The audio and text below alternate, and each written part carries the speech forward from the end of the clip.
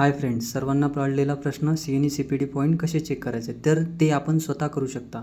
सर्वप्रथम आपण क्रोम निवडायचं आहे, त्यानंतर आपल्याला MNC टाईप करायचं आहे। MNC टाईप केल्याच्यानंतर आपल्याला दोन ऑप्शन दिसतील।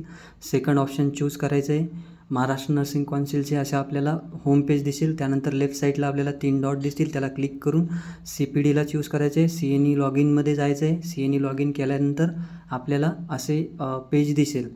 त्यानंतर वर राईट साईडला 3 डॉट दिसतील, त्या 3 डॉटला आपल्याला क्लिक करायचं आहे।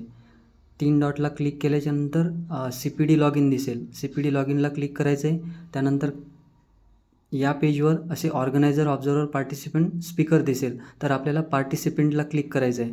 पार्टिसिपंटला क्लिक केल्याच्यानंतर युनिक ID, यूजर ID आणि पासवर्ड दिसेल। युनिक IDमध्ये आपला रजिस्ट्रेशन जेव्हा करतो त्यावेळेसचा युनिक ID टाकायचा आहे आणि त्यानंतर जो खाली दिलेला आहे यूजर ID, तो यूजर ID पण आपण टाकायचा आहे। त्यानंतर पासवर्ड आणि लॉग इन करायचं आहे। लॉग इन केल्यानंतर आपल्याला असे पेज दिसेल। त्यानंतर राईट साईडला 3 डॉट दिसतील, त्याला क्लिक करून पार्टिसिपंट CNEमध्ये आपण CNE समरीमध्ये जायचं आहे। CNE समरीला क्लिक केल्यानंतर आपल्याला आपले असे पॉईंट दर्शवण्यात येतील, जे की आपल्याला मिळालेले आहेत।